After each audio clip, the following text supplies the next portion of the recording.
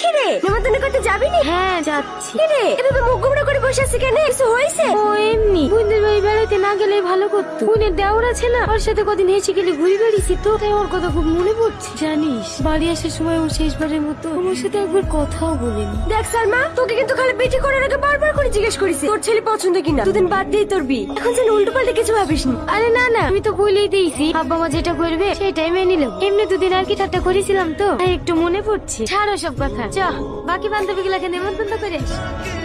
লে তাড়াতাড়ি রেডি হইলে। আমি যাবো না ভাবি, শরীরটা জর্জর করছে, তোমরাই যাও।